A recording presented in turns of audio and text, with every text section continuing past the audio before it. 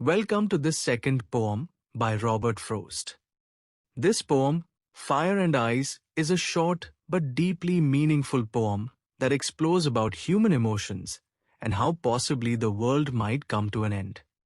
Though the poem uses simple language and imagery, it carries a powerful moral and philosophical message about the destructive forces present within human nature. Before we go into the depths of the poem, let us try to know about the poet Robert Frost. Robert Frost was born in 1874 in San Francisco and later became closely associated with rural New England, which deeply influenced his poetic voice. He had a unique ability to blend traditional poetic forms with modern themes, making his poetry both timeless and relatable. Frost often wrote in a conversational style, believing that poetry should sound like natural speech. He also worked as a teacher and lecturer, shaping generations of readers and writers through his insights.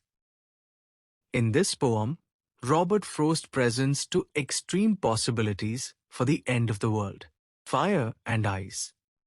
At first glance, these may seem like natural forces. But as the poem unfolds, we realize that Frost is actually talking about human emotions, especially desire and hatred.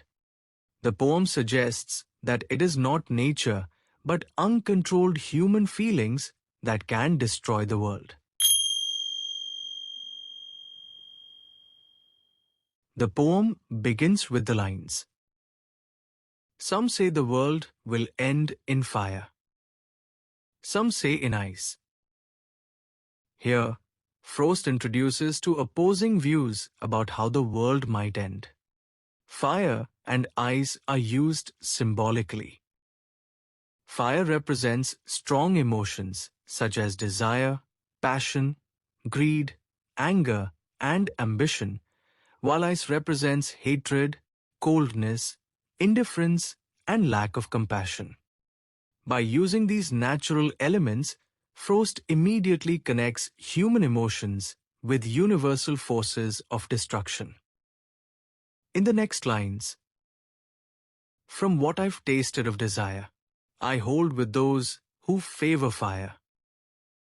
The poet speaks from personal experience. He suggests that desire is powerful and dangerous enough to destroy the world. Desire here does not only mean love, but also uncontrolled wants, selfishness, and greed. Frost seems to agree that such intense emotions can easily lead to chaos and ruin. The word tasted suggests that Frost has personally felt desire. Based on his experience, he agrees that fire or desire has the power to destroy the world. However, the poet does not stop there. In the second half of the poem, there is a shift in thoughts.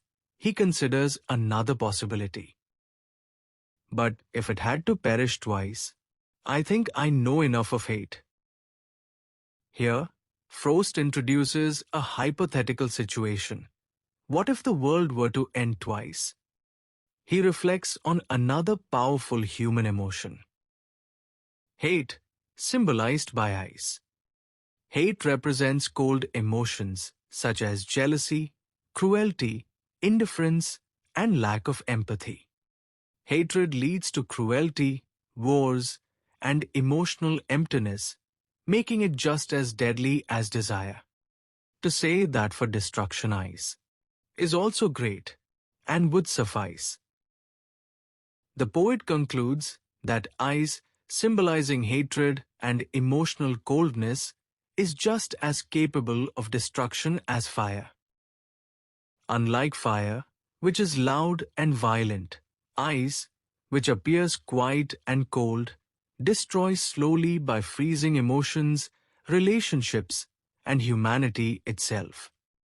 The word suffice emphasizes that hatred alone is enough to destroy the world.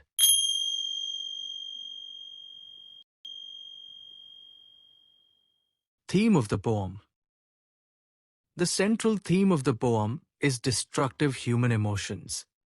Fire symbolized desire, passion, greed, and uncontrolled ambition. Ice symbolize hatred, coldness, cruelty, and indifference. Frost suggests that both extremes are dangerous.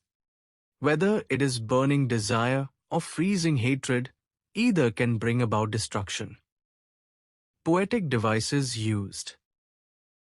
Symbolism. Fire and ice symbolize human emotions. Metaphor. The end of the world represents moral and emotional destruction. Alliteration. Some say creates a rhythmic flow. Rhyme scheme. The poem follows a simple and controlled rhyme scheme reflecting the balance between the two ideas. Irony. Though ice seems less dangerous than fire, it is equally destructive. Its message is clear. Human emotions, when left unchecked, can destroy not only relationships but the entire world. Desire can lead to conflict and greed, while hatred can create division and cruelty. The poem serves as a reminder to maintain emotional balance and control. In conclusion, Fire and Ice teaches us that both extreme desire and extreme hatred are dangerous. Through this poem, Robert Frost warns humanity to control its emotions and choose balance, understanding, and compassion.